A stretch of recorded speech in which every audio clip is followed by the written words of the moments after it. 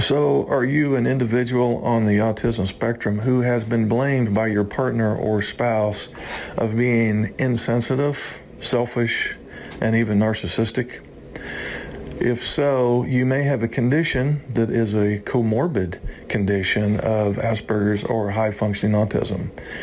And I run into this pretty much in every case when I'm working with couples. The NT spouse, almost without exception, blames the autistic spouse of purposefully being selfish and uncaring and totally lacking in empathy. So we'll take a deep dive here and look at alexithymia, which is the condition associated in most cases, if not all cases, of Asperger's and high-functioning autism. If I have alexithymia, I have a real difficulty recognizing emotions and their subtleties and textures. It makes it real difficult for me to understand the intricacies of what others feel and think. Some more examples would be, if I have this condition, I would have a detached and tentative connection to others. I'd be hypersensitive to some physical sensations, perhaps especially touch.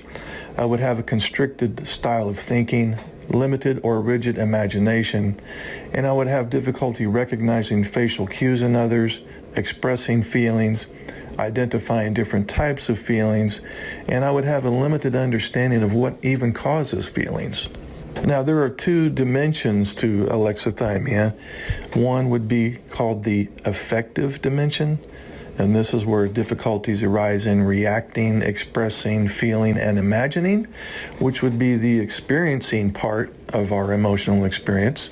And then there's also the cognitive dimension, and this is where the individual struggles to identify, interpret, and verbalize feelings, which is the thinking part of our emotional experience. So if I have alexithymia, I'm basically emotionally unresponsive. And this can be perceived by my neurotypical spouse as being uncaring or just not making her important. So it's important for your neurotypical spouse to realize that the missed cues, the flat reactions, or the lack of emotional recognition have real psychological and neurobiological origins. I have run into countless people on the autism spectrum when we're doing relationship work where the individual with alexithymia has been literally punished, shamed, and even mocked for his or her emotional unresponsiveness. If this is the case with you, realize that your neurotypical partner does not speak, hear, or sense the same emotional language as you. And as a result, and as you probably have experienced, this can cause a lot of conflict and misunderstandings in the relationship. So what can be done? Well, if I have this condition called alexithymia, my goal is going to be to strengthen my ability to identify and understand feelings. I'll need to begin the business of teaching myself about the subjective experiences of others. I'll need to keep in mind that stretching and learning emotional awareness is also going to be a very long journey for me, especially if I'm 35, 45, 55 years old. But there are some things that can be done to improve in this area. And I will put a few suggestions to get you started on some self-help strategies below this video. So in summary, alexithymia is a trait that makes it hard for me to find words for thoughts and to find words for feelings. It's kind of a lack of vocabulary in the emotions department. This can be mild to moderate to severe. Some people have such a mild version of alexithymia that it virtually goes unnoticed. Others have a severe form of alexithymia such that their partners almost believe that he or she is narcissistic or even sociopathic, quite honestly. So in counseling with couples, I have heard neurotypical wives refer to their Asperger's husband as a robot or Mr. Spock or sometimes even a hologram. And the reason they use some of these terms is because they say he just lives in his head and you never really hear anything coming from the heart. In other words, he's overly logical and not very empathic, we'll say. So dealing with Asperger's and high-functioning autism in your spouse can be very difficult. Asperger's men who present themselves as Mr. Logical tend to be afraid of being controlled by others and losing who they are inside of a relationship. In some cases, they may reject emotional attachment as a way of protecting themselves. Now, in many cases, Mr. Logical has trust issues that come from things that happened to him in the past. For example, some of these men may have developed a tough and distant exterior due to being bullied throughout childhood because they had this kind of nerd-like behavior. They were kind of odd or quirky, and they got ostracized from their peer group. So if you're trying to get Mr. Logical to feel comfortable talking to you, you want to avoid starting conversations with sentences like, "We really need to talk," or "This is important." These kinds of lead-ins will definitely trigger a clam-up response. He might feel cornered or pressured by the serious tone of the conversation. You can expect Mr. Logical's emotions to be displayed as actions rather than words. The Asperger's man's emotions are confusing and sometimes contradict each other. Oftentimes they don't even understand their own emotions. Depression often goes undiagnosed because it's difficult for male Aspies to explain what they're feeling, or that they feel ashamed for not subscribing to the society norm of a tough, well-adjusted, providing man. So, as you may have discovered, your Asperger's husband often has difficulty communicating his feelings. He does not want to tell you that he is sad or depressed. So if you want to appeal to Mr. Logical's brain, then when attempting to problem solve with him, use rationality rather than emotionality. When you're talking to a logical man, it's vital to talk to him in a manner that he can comprehend. So to express yourself to this type of male brain, realize that he might not think in emotions in the same way that you do. The Asperger's brain operates in a more rational, non-emotional fashion instead. So as difficult as it may be for you, the neurotypical wife, who has a very highly developed emotional brain and is highly socially skilled, if you utilize logic, he may find talking and opening up to you more comfortable. He may be more likely to listen to you, understand what you're saying, and cooperate with the changes that you are suggesting, and hopefully live up to most of the expectations you have for the relationship. So I have an exercise for both the NT spouse and the ASD spouse. And this assignment, and it would be good if you could journal or write a paragraph or two about this, would be to look at what's going on underneath the arguments. So we argue with one another because we are angry with what's going on. We feel that there's some unfairness, that some things are just not right. We want to fix it.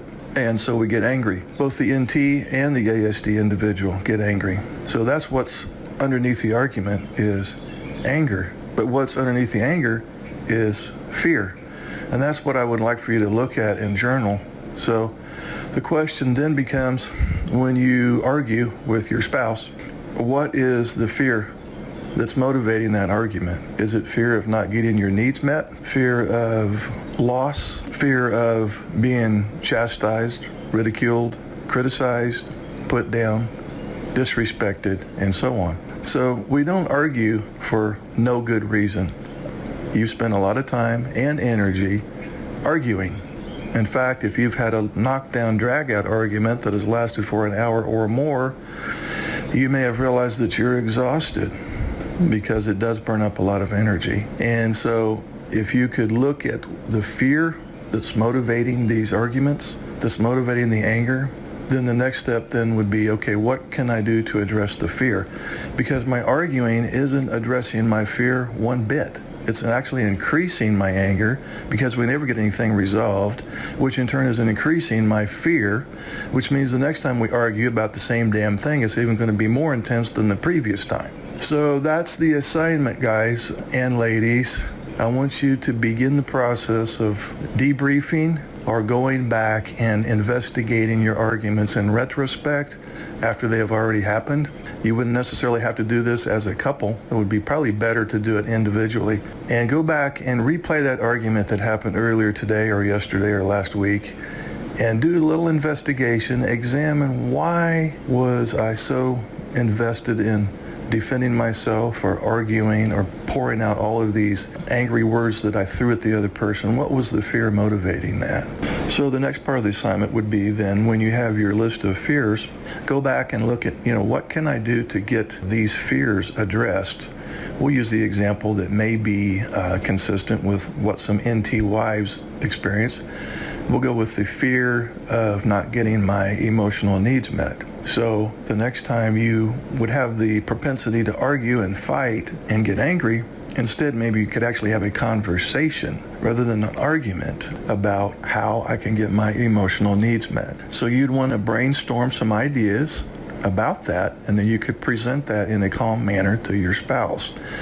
Let's use an example for the man who has autism spectrum disorder, and maybe one of his fears is being criticized. So now you would need to brainstorm some ways that you could converse with your NT wife such that her words didn't download as criticism in your brain. So the hope then is that you could actually have a conversation rather than an argument, and give your NT wife some ideas on how she can express herself such that you don't view that as put downs, criticism, her being parental, exaggeratory, and so on. So this is not a magic bullet, but it's certainly the beginning of looking at the core issue, which is your fears. If you want more details on how to do this and go deeper into this exercise, then by all means email me, and we can elaborate and broaden this exercise in a more thorough manner and do a deeper investigation into what's going on underneath the anger. Okay, so I've been getting some questions from NT wives, and they're wanting to know, I'm just kind of paraphrasing what some of the questions are like. They're wanting to know why they cannot get their husband with autism spectrum disorder to get it, quote unquote. That being, it's hard for them to convey to him how important it is to be emotionally reciprocal, to spend time with them, to make her feel important, and so on. And so they've pleaded and argued and complained and tried to be nice and tried to be tougher and all these different things, and they still say, I can't get him to get it. But just remember that you're probably employing a traditional approach that would work with the neurotypical brain. If you were trying to plead with somebody else, let's say a neurotypical coworker, and you use the method that you're using with your ASD husband, the NT coworker would probably get it and would want to cooperate with you. But the method that most NTs use to try to get their ASD husband to connect, it actually makes a bad problem worse in many cases, because it downloads in his mind as she's being parental and punitive. And this often raises his anxiety level, which in turn exacerbates the very symptoms of the disorder that you're annoyed with, namely low on empathy. So the paradox is due to some of the traits of the disorder, specifically executive function, theory of mind deficits, and weak central coherence. We'll take a brief look at each of those. And this is basically, these are the three main traits that get in the way of the NT trying to establish a connection with her husband with Aspergers or high-functioning autism. So the first thing is executive function. Now, this can be defined as a way in which people monitor and control their thoughts and actions. It's actually a broad category that includes processes such as working memory, planning, cognitive flexibility, inhibitory control. Inhibitory control is one aspect of executive function, and it's the ability to restrain or inhibit potentially interfering responses and to self-regulate in certain situations. And if your husband can't self-regulate during difficult conversations with you, what that looks like is he either shuts down or melts down. And the second thing that gets in the way of her trying to establish a connection is theory of mind deficits. Theory of mind is the ability that we all have in order to make sense of the world we live in. Every person's thoughts, knowledge, beliefs, and desires make up his or her own unique theory of mind. From the ages around 4 years or so, typical kids, those without autism, understand that other people have their own thoughts. They have their own knowledge base, beliefs, and desires that will influence their behavior.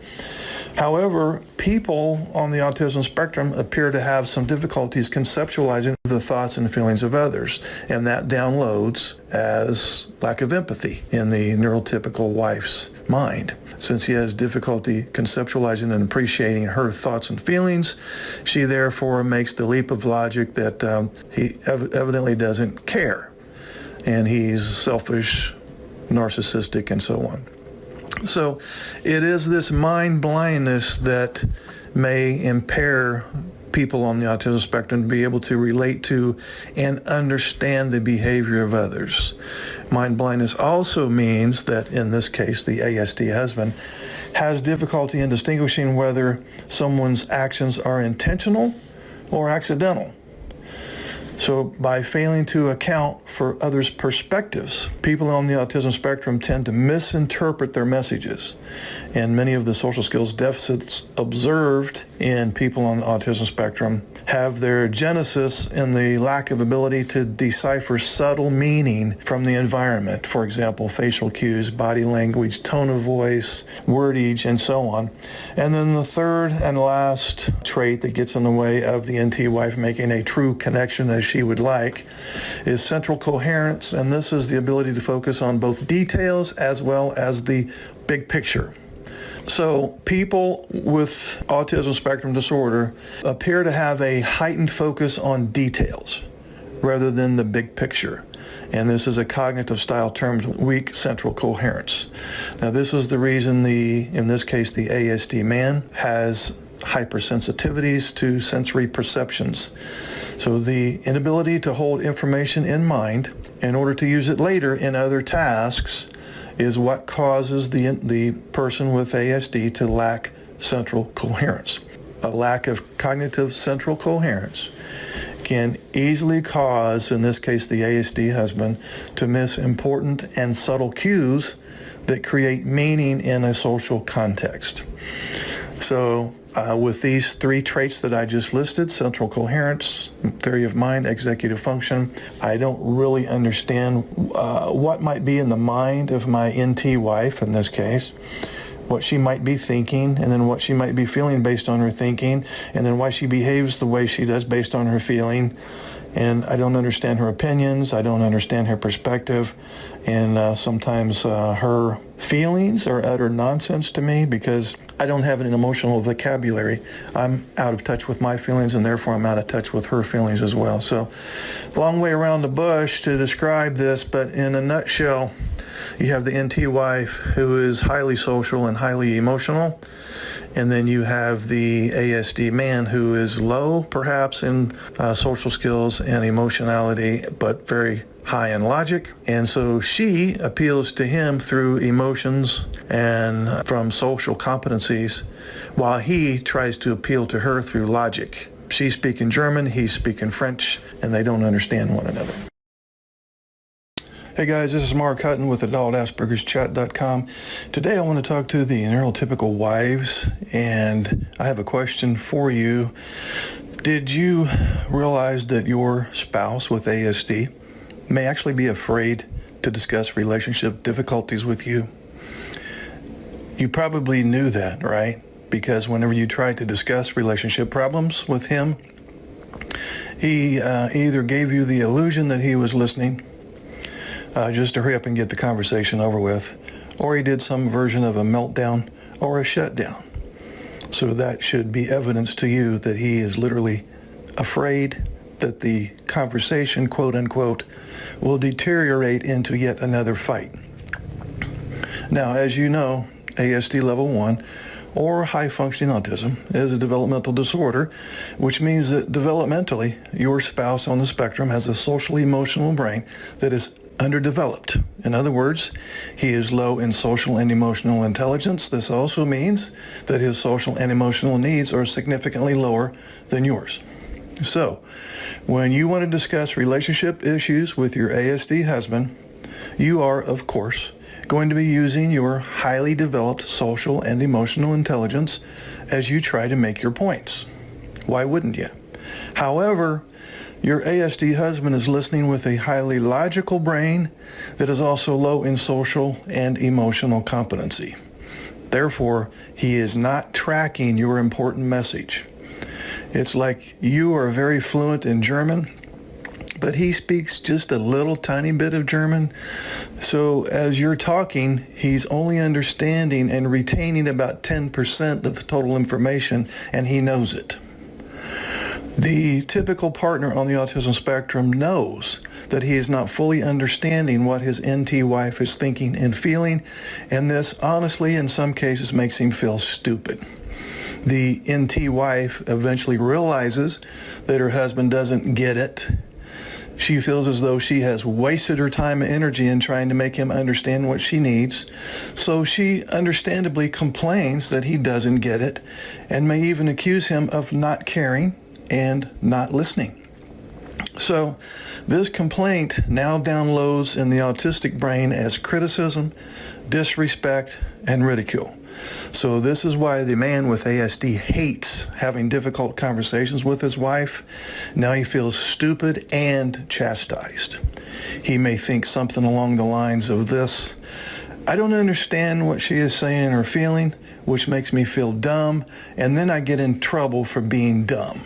So maybe you can see why difficult conversations about relationship problems would be something that he dreads. And when the NT wife says something along the lines of, well, we need to talk, you can be assured that his anxiety instantly increases as he forecasts yet another bad outcome. That would be a heated argument that yields no solution. So many men on the autism spectrum have literally reported that they are afraid of their NT wife, and they have used that term, afraid. They know that when there has to be a discussion on relationship problems, they're not going to fully grasp her perspective, and they're also going to be in trouble for not being able to grasp it. So most often, the ASD man will try to avoid these difficult conversations, and if that's not possible, he'll hurry up and agree to whatever you say purely to get the conversation over with as soon as possible, which instantly reduces his fear and the associated anxiety.